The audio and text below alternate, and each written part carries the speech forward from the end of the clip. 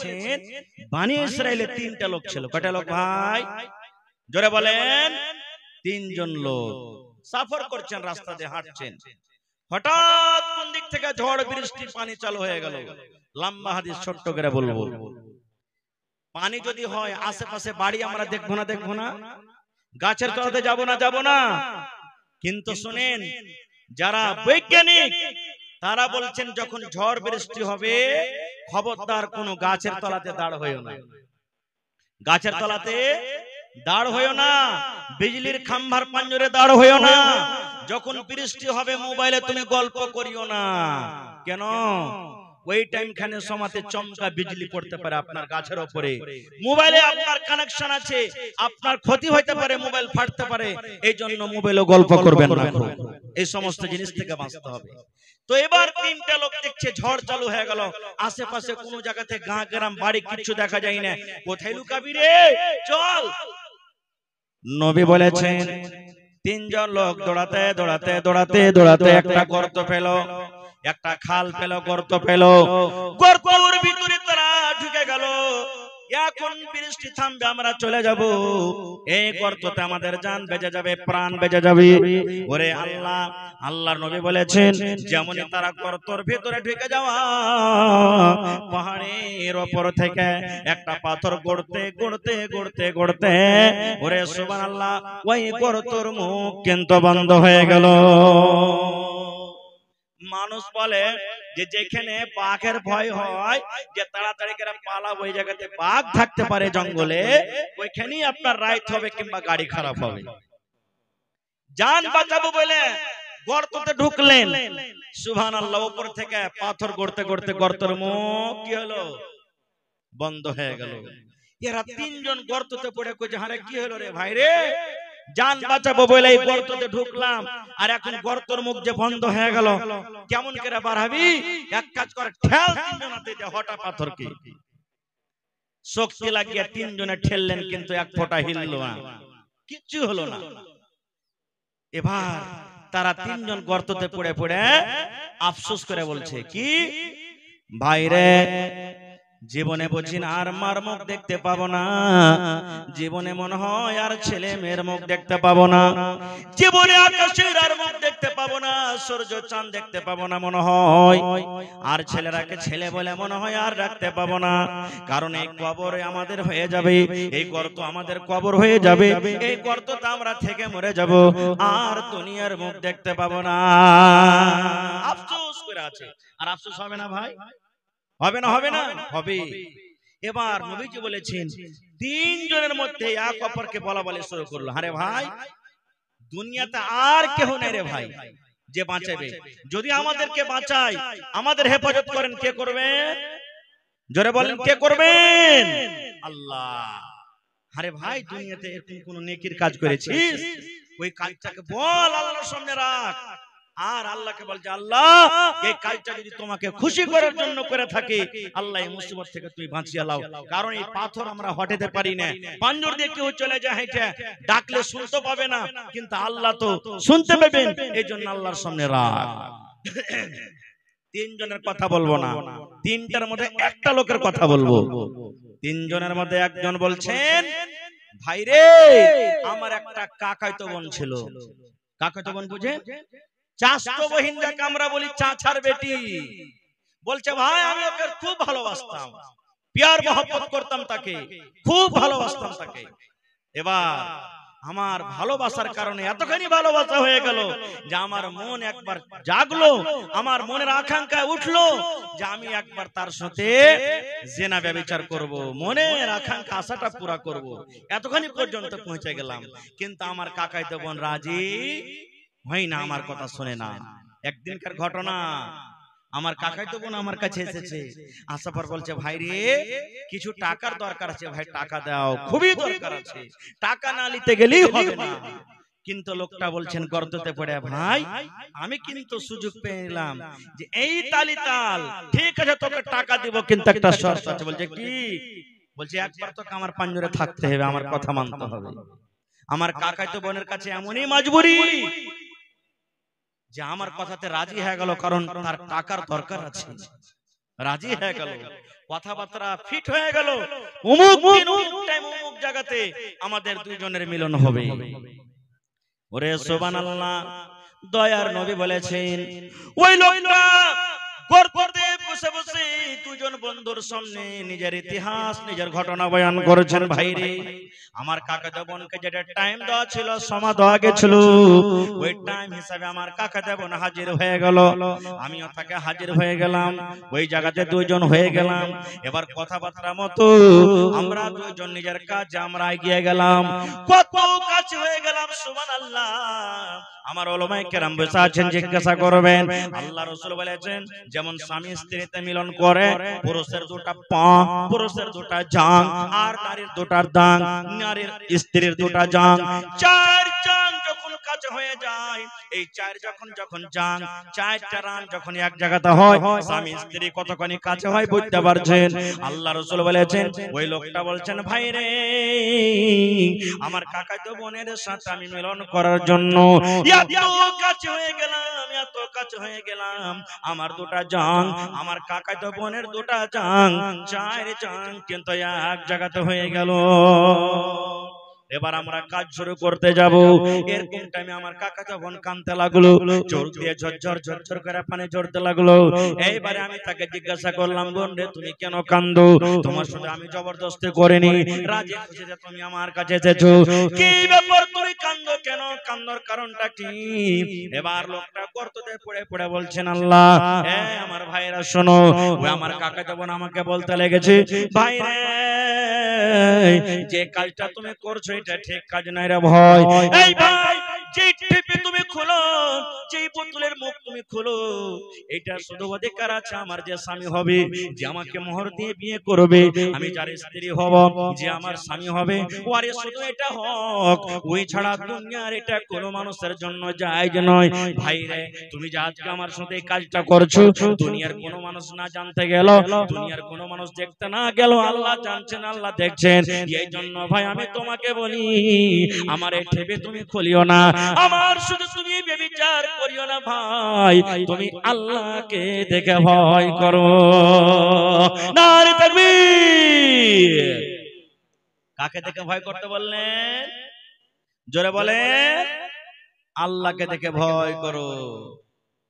এবার লোকটা বলছেন, ভাই রে, যেমন আমাকে বললেন আল্লাহকে দেখে ভয় করো, ডর করো, এত কাছে থাকা সত্ত্বেও আমি তার সাথে আর জেনা ব্যভিচার করলাম না, আর জেনা ব্যভিচার করলাম আমি ছেড়ে দিলাম, যা বোন তোকে আজাদ করে দিল, আর যে টাকা তোকে দিয়েছিলাম সে টাকাও ছেড়ে দিল, তোকে ফেরত নিব না। এবার ঘটনাটা বলার পর আল্লাহকে বলছেন, আল্লাহ জি, এই গর্ততে পড়ে আছি আল্লাহ, এই খালটাতে পড়ে আছি আল্লাহ, এই রব্বুল আমিন, এই কাজটা যদি তোমার ভয়ের কারণে করে থাকি আল্লাহ, হে আল্লাহ, যদি এই কাজটা আমি তোমাকে ডরের কারণে, তোমার জাহান্নামের ভয়ের কারণে করে থাকি, আল্লাহ আজকে যে মুসিবতে আমরা পড়ে আছি, দয়া করে তুমি এই মুসিবত থেকে আমাদেরকে বাঁচিয়ে নাও। দয়ার রাসূল বলেছেন যে যেমনই এই নিজের ঘটনাটা আল্লাহর সামনে রাখা, পাথর, যেই পাথর তিনজনে হটাতে পারলো না, এক চুল পরিমাণ হটলো না, পাথর সরসর সরসর করে হটতে হটতে তিন ভাগ করে এক ভাগ পাথর আপনি আপ ফুটে গেল। দেখলেন, আল্লাহকে দেখে যদি ডরান, আল্লাহকে দেখে যদি ভয় করেন, আল্লাহ তাবারাক ওয়া তাআলা দুনিয়ার মুসিবত আমার আপনার আল্লাহ দূর করে দিবেন। যেমন এই ঘটনা থেকে আমরা বুঝতে পারলাম। আর একটু আগা চলে, আল্লাহ রাব্বুল আমিন এই পৃথিবীতে জান্নাতের অনেক নিয়ামত দান করেছেন, তার মধ্যে হলো একটা কি, দুধ। দুধ হলো আল্লাহর একটা বড় নিয়ামত। আপনার এলাকাতে যারা দুধ বাড়িতে রাখছে বা বেচছে, দইয়েরকে দিচ্ছে, পানি মিশাল করে না ভাই? কিন্তু এটা গুনার কাজ, পাপের কাজ। দুধে পানি মিশাল করিয়েন না ভাই জীবনে। হ্যাঁ, বাড়িতে খাইবেন মিশাল করেন, মানা নাই। 1 কিলো আছে, 1 কিলো পানি মিশাল করে দেন, বাড়িতে না খাইবেন বেশি করার জন্য। কিন্তু দুধে পানি মিশাল করব আর দিয়া বিক্রি করব, বেশি ওজন হবে, টাকা বেশি হবে, এটা হলো গুনার কাজ, হারাম, এটা চলবে না। হায়রা তোমার ফারুক রাদিয়াল্লাহু তাআলা আনহু যখন খলিফা হলেন, রাস্তা দিয়ে একদিন হেঁটে চলেছেন, গ্রামে গ্রামে হাঁটছেন, কে জানি কোন বাড়িতে খাবার আছে, কে পেরেশানিটা আছে, কার স্বামী বাড়িতে নাই কষ্টতে আছে, এগুলা দেখাশোনার জন্য নিজের গদ্দি নিজের সিংহাসন ছেড়ে গ্রামে গ্রামে হাঁটছেন। হাঁটতে আছেন রাতের বেলাতে। রাইতে আপনি শুতে থাকবেন, বসে থাকবেন বাড়িতে, রাস্তা দিয়ে কে হেঁটে গেল না গেল আমি আপনি জানতে পারবো ভাই? জানতে পারবো না। রাস্তা দিয়ে হেঁটে চলেছেন, হাঁটতে হাঁটতে দেখছেন এক বাড়িতে মার বেটিতে ঝগড়া করছে, কথা বলা বলি হয়েছে। কি কথা? মা বলছে বেটিকে, বেটি রে আরে যা দুধ খানে পানি দিয়ে দেখা খানিক দে বেশি করে দে।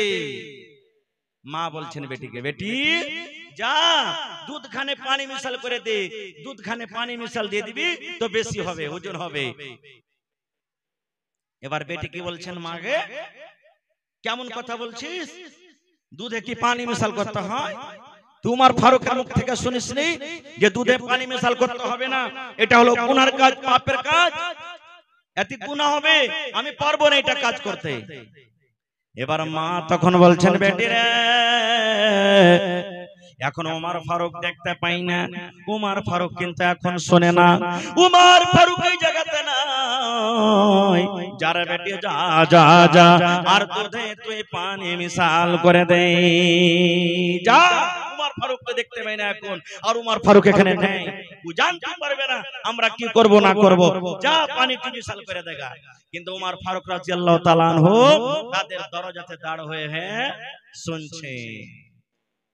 এবার সুবহানাল্লাহ, এই আমার মায়েরা খালারা, বেটিরাকে পড়ান, বেটিরাকে যদি পড়াবেন সমাজ থেকে বুরাই শেষ হবে, সমাজ থেকে যেগুলা বেধর্মীর কাজ, শরীয়ত বিরোধী কাজ আস্তে আস্তে দূর হয়ে যাবে। আজ থেকে 15-20 বছর আগে দেখবেন যখন বাড়িতে বিয়া শাদী লাগতো তখন কত গীত গাইতো মা খালারা, গাইছে লোকে কাহিনী। আর এখন আস্তে আস্তে ঘরে ঘরে পড়ালেখা হয়েছে, এখনকার বেটি ছেলে গেলে বলেন যে 5টা গীত গাহা, হিম্মত নেই গাইতে দিবে, মানে জানে না পড়াতে গেলে বুরাই আপনি আপ দূর হবে। এবার মার কথা শুনে বেটি বলছেন, মা গে আমি এটা কাজ করতে পারবো না গে মা, এটা কাজ আমার দ্বারাতে করা হবে না। বলছে মা গে উমর ফারুক যদি জানতে না পারে গে মা, উমর ফারুক যদি দেখতে না পায়, তাহলে যেটা উমর ফারুকের রব, যেটা আমার রব আল্লাহ তিনি দেখছেন। উমর ফারুক যদি জানতে না পারতে গেল আল্লাহ জানছেন, উমর ফারুক যদি দেখতে না পায় তো আল্লাহ দেখছেন, এই জন্য মা আমি এটা কাজ করতে পারবো না। কথাবার্তা শোনা পর চলে গেলেন বাড়ি। ভোর হলো, একটা লোককে বলেন, হাই ও ওই উমুক বাড়ির একটা মেয়ে আছে, ওকে ডেকে নিয়ে এসো আমার দরবারে যাও। এবার উমর ফারুক এসে বাড়িতে বেটারাকে পরামর্শ নিয়ে বসে গেলেন, বেটারে আমি তোমাদের জন্য একটা খুব সুন্দর মেয়ে দেখেছি, দিনদার নেককার, বেটা তোমরা কেমন আছো যে ওই মেয়েটাকে তোমরা বউ করবে, স্ত্রী করবে? সুবহানাল্লাহ, এই দিনদারি নেককার দেখে হযরত ওমর রাদিয়াল্লাহু তাআলা আনহু যিনি আমিরুল মুমিনিন, মুসলমানের রাজা, সুবহানাল্লাহ, তার দিনদারি দেখে তাকে বউ করে নিলেন। আজ আমরা করব ভাই, বউ দেখতে গেছি, আইবারিকে বলে দিয়েছি ভাই 4 লাখ টাকা ডিমান্ড আছে, কিন্তু 3.5 লাখ টাকার কম রিশতা হবে না ভাই। কত লোককে বলছি, আমি মৌলভী সাহেব মানুষ, আমার তো কোনো পয়সা কোটির কোনো লাভ নাই, ডিমান্ড নাই ভাই। বড় বেটা জানে, যা জানে ওই করবে, সব বড় যা ওই জানে, ও যা করবে তাই করবে। এই দেখেন ভাই, আজ এই ফোন যেই যেটা এমন জিনিস, যাতে একটা মৌলানা চলে গেছে, তার ভিতরে হাজী সাহেবও চলে গেছেন, নামাজিও চলে গেছেন, বেনামাজিও চলে গেছেন, সব আমরা এক হয়ে গেছি। তবে সবাই নেই, আল্লাহর বান্দা এখনো দুনিয়াতে আছে যে বিনা টাকাতে বিয়ে করছে, নেই? মেলায় আছে এরকম, দুনিয়াতে মেলায় আছে ভাইরে। এই জন্য আল্লাহর যদি ভিতরে ডর থাকে, মানুষ পাপের কাজ করবে না। একটা ঘটনা আপনাদের সামনে আর তুলছি, বাস 5 মিনিটে ঘটনাটা বলবো, আল্লাহকে দেখে কেমন করে ডর করবেন। এক রাজা, আমার কাছে একটা বাংলা কিতাব আছে, গল্পের মাধ্যমে জ্ঞান, গল্প করবেন তো জ্ঞান বাড়বে, কিতাবটার নাম। আমাদের গল্প খালি কুমু খাজি এরকম হবে, ওই মৌলবীটা তো ওয়াজ করছে ভালো, সালা এরকম ওরকম নামাজ পড়ছে, ওর দাড়ি তো বড় বড়, ওর নামাজে কাম দিবে না, এগুলা গল্প নাকি? মানে এক অপরের খিপত করা আমাদের গল্প। কিন্তু ওই কিতাবে লিখছেন যে এক রাজা নিজের গদ্দিতে বসে আছেন, একটা ফকির চলে এসেছে চাইতে, আচ্ছা বলছে রাজা মশাই আমাকে কিছু দেন, ভিক্ষা দেন। রাজা যা তাওয়ার দিলেন। এবার রাজা বলছে হারে বাবা তুমি তো দরবেশ ফকির মানুষ, তো তুমি আমাকে এমনই কোন একটা মন্ত্র দিয়ে যাও যে মন্ত্রটা যদি আমি পড়ি তা আল্লাহর ডর ভিতরে আমার ঢুকবে, মদ বলে আমার ডর হয় না, এরকম তুমি কোন মন্ত্র দিয়ে যাও তো। ফকির বুঝা সুঝা করে কইছে হারে ই হলো একটা রাজা আর আমি হলো একটা ফকির, আমার মতন লোকের কাছে মন্ত্র শিখবে। ভাবা চিন্তা করে তান কইছে যে রাজা মশাই আপনাকে একটাই ছোট্ট মন্ত্র দিয়ে যাব, কি আপনি মদকে স্মরণ করেন যে একদিন মরতে, একদিন মরতে, জোরে বলেন একদিন মরতে হবে, এটাই খালি স্মরণ করেন। চলে গেলেন। রাজা যখন যখন সিংহাসনে মনে হয় একদিন মরতে হবে, একদিন মরতে হবে, একদিন মরতে হবে, একদিন মরতে হবে, এইটাই খালি মুখ দিয়ে কথা, আর কিছু নাই। আচ্ছা কহেন তো এই কথাটা মুখ দিয়ে খালি বাহির করতে গেলে আল্লাহর ডর ভিতরে ঢুকে যাবে? ঢুকবে ভাই? কয়েকদিন হয়ে গেল রাজার মধ্যে কোনো বদলাও পরিবর্তন আসে না। রাজা রাগ করে বলছেন সিপাহীকে বেটাকে ধরে নিয়ে যেখানে পাবে ওকে ফাঁসি দেবো, এত বড় আমাকে মন্ত্র দিয়ে গেল, এত কষ্ট করে মন্ত্র পড়েছি, আমার ভিতরে আল্লাহর ডর আছে না, ভয় আছে না, এই বেটাকে ধরে কোন দিক থেকে আছে। এই করতে করতে করতে হঠাৎ করে আবার ওই ফকির কিন্তু ওই দরবারে চাইতে চলে এসেছে, বাদশা চিনে নিয়েছে, এই তো একটা ধর জেল ঘরে বন্ধ কর, কালকে বেলা 7টার সময় তাকে ফাঁসি হবে। এলান হয়ে গেল, রাজা এলান করে দিলেন, এলান হয়ে গেল। আপনারা বলেন মানুষকে যখন মারা হয় মরবে মানুষ, ওর আখরি খায়েশ, আখরি আকাঙ্ক্ষা, শেষ আকাঙ্ক্ষা জিজ্ঞাসা করা হয় না, হয় না হয়?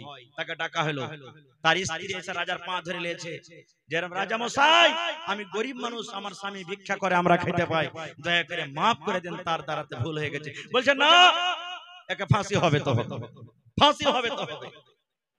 এবার রাজা বলছে তোর যদি জীবনের আখরি শেষ কোনো আকাঙ্ক্ষা থাকে তো বল, ওইটা পূর্ণ করা হবে, আর কালকে সকাল 8টার সময় তোকে 7টার সময় ফাঁসি দেওয়া হবে।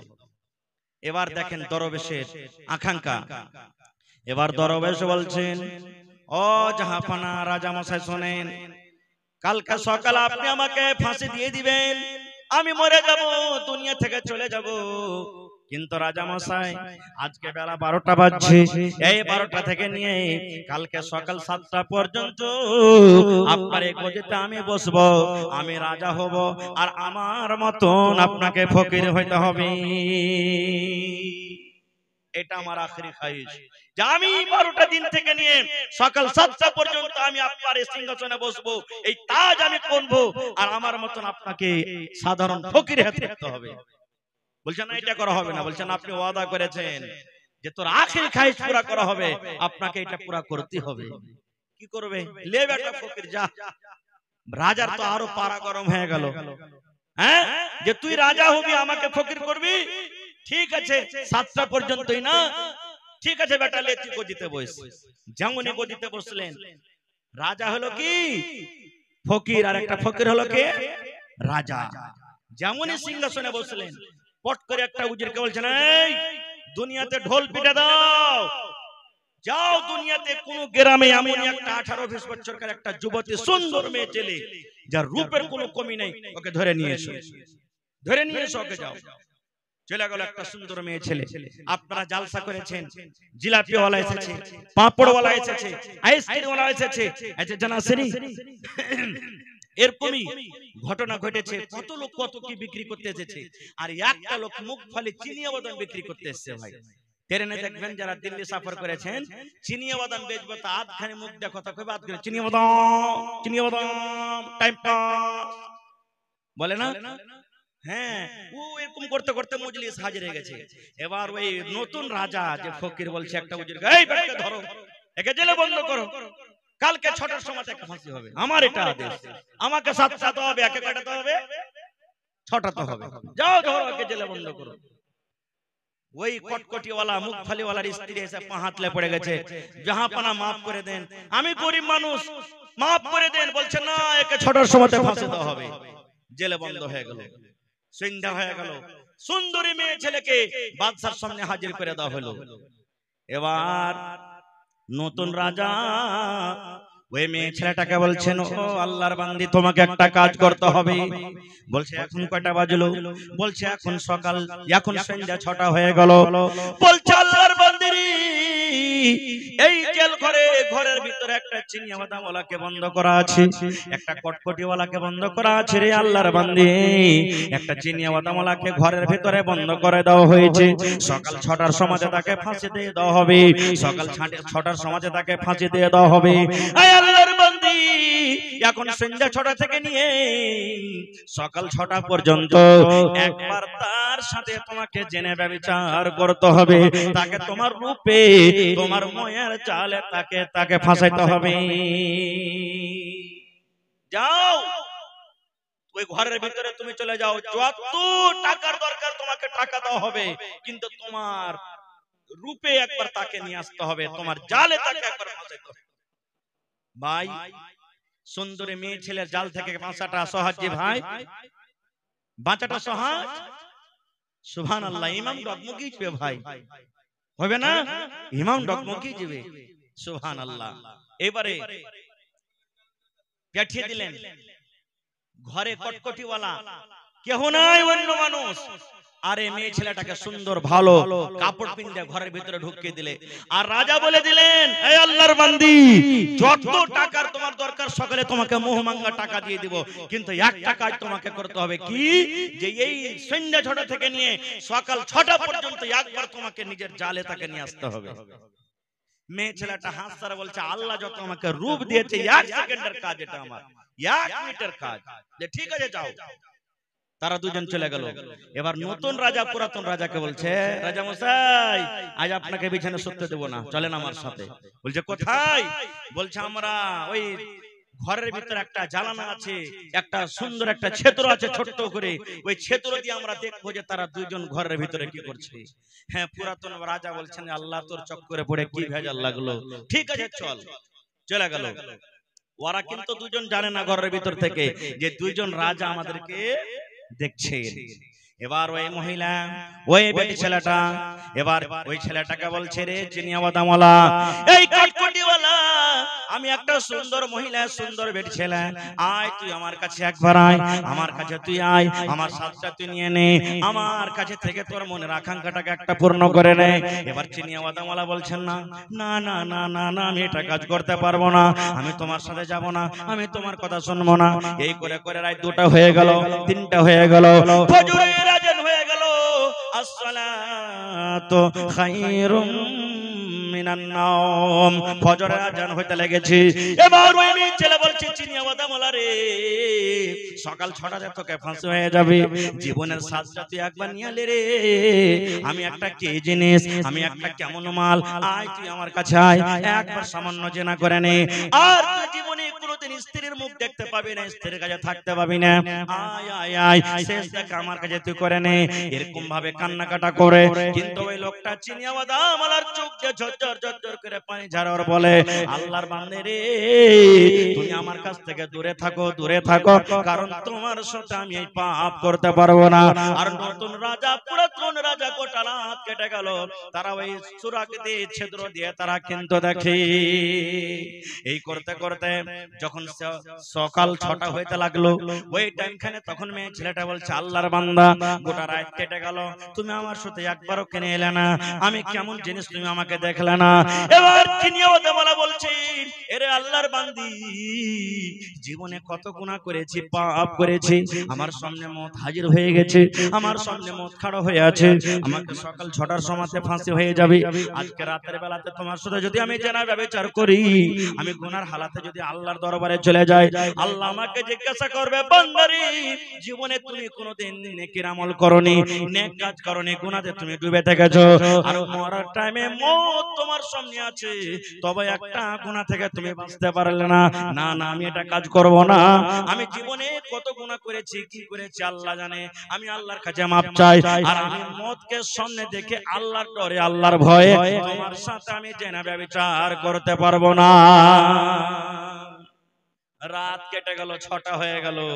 এবার নতুন রাজা বলছেন পুরাতন রাজাকে, রাজা মশাই সিপাহী একটা পাঠিয়ে দেন আর বলেন যে তারাকে আজাদ করে দেওয়া হবে, আর ফাঁসি দেওয়া হবে না।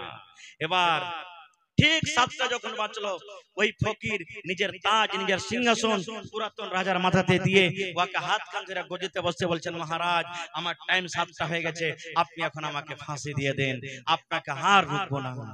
যেমন কথাটা বলা, পুরাতন রাজার চোখ দিয়ে ঝরঝর ঝরঝর করে পানি ঝরতে লাগলো।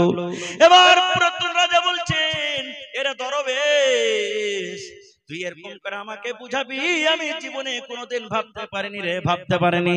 তুই যে আমাকে মত বলে ডরাইতে হবে, মতকে স্মরণ করতে হবে, একদিন মরতে হবে, এই মন্তর দিয়ে গেলি, কিন্তু কেমন করে মত দেখে ডরাইতে হবে, কেমন করে মতকে স্মরণ করতে হবে, আল্লাহকে কেমন করে ডরাইতে হবে, আমি চিনিয়া ওয়াদামলার কাছে আকরাইতে আমি শিখে নিলাম। ভাই আমার, অনেক ঘটনা আছে এরকম। শেষ কথা, শেষ পাইগাম, যে আল্লাহ তাবারাক ওয়া তাআলাকে দেখে ডরাইতে হবে, ভয় করতে হবে। আল্লাহ ছাড়া অন্য কাউকে দেখে ডরাইতে হবে না, ভয় করতে হবে না। আল্লাহকে ডরাবেন, আল্লাহকে দেখে ভয় করবেন, জাহান্নামের ভয় হবে, তাহলে দুনিয়ার পাপ থেকে আমি আপনি দূরে থাকতে পারবো। আর আল্লাহর ডর যদি আমার আপনার ভিতরে না যায়, দুনিয়ার কোনো পাপ থেকে আমরা বাঁচতে পারবো না। ভাই অনেক আপনারা দান করেছেন, আলহামদুলিল্লাহ। মসজিদটা কার ঘর? আর আমরা কার বান্দা? আল্লাহর বান্দা। মসজিদও আল্লাহর ঘর, সুবহানাল্লাহ। দুনিয়াতে যত বড় বড় বিল্ডিং বানান, মানা নাই, কিন্তু এই বিল্ডিং এর এলান নবী করেননি। 1400 বছর আগে নবী এলান করে দিয়েছেন, মান বানা লিল্লাহি মসজিদান বানাল্লাহু লাহু বাইতান ফিল জান্নাহ। এই ইমানদার বান্দা বান্দীরা তোমরা শুনে নাও, আল্লাহকে রাজি করার জন্য, আল্লাহকে খুশি করার জন্য দুনিয়াতে যদি তোমরা আল্লাহর ইবাদতখানা মসজিদ বানিয়ে দাও, আল্লাহ রাব্বুল আলামিন তোমাদের জন্য জান্নাতের ভিতরে এখন ঘর বানিয়ে দেবেন। দুনিয়াতে মসজিদ বানাবেন, আল্লাহ আখিরাতে আপনার জন্য জান্নাতে ঘর বানিয়ে দিবেন। ভাই মুসলমান, দেখি জান্নাতে ঘর নেওয়ার কার আশা আছে? যদি মানুষ ইচ্ছা করেন, আমি একাই টাইলসে যা টাকা লাগবে আমি দিয়ে দেব, দিয়ে দিতে পারেন। আল্লাহ মানুষকে ক্ষমতা দিয়েছে। মাওলানা আমরা 4 ভাই মিলে 1 লাখ টাকা টাইলসে লাগবে, আমরা দিয়ে দেব।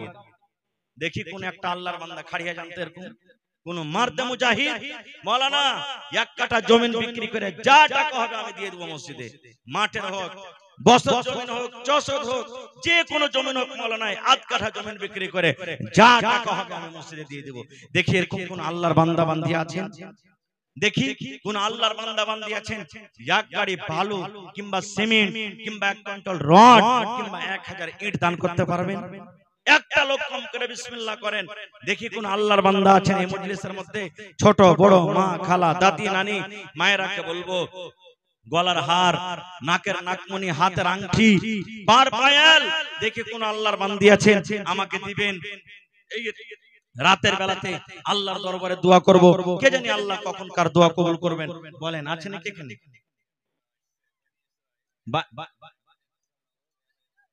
মাশাআল্লাহ, বানি ইসরাইল সাহেব 1000 টাকা নগদ আর 1000 টাকা বাকি। মাশাআল্লাহ, আইছেন বানি ইসরাইল ভাইয়ের জোড়া আর কেউ হবেন না? কোন আল্লাহর বান্দা আর একটা কেউ হবেন না যে মাওলানা আমিও 2000 টাকা দিব? দেখি কোন আল্লাহর বান্দা আছেন? কয় ওয়াক্ত নামাজ আছে ভাই? কয় ওয়াক্ত নামাজ ফরজ? 5 ওয়াক্ত নামাজ। দেখি 5টা লোক 5000 করে, 2000 করে, 1000 করে, দেখি কোন আল্লাহর বান্দা আছেন দান করবেন?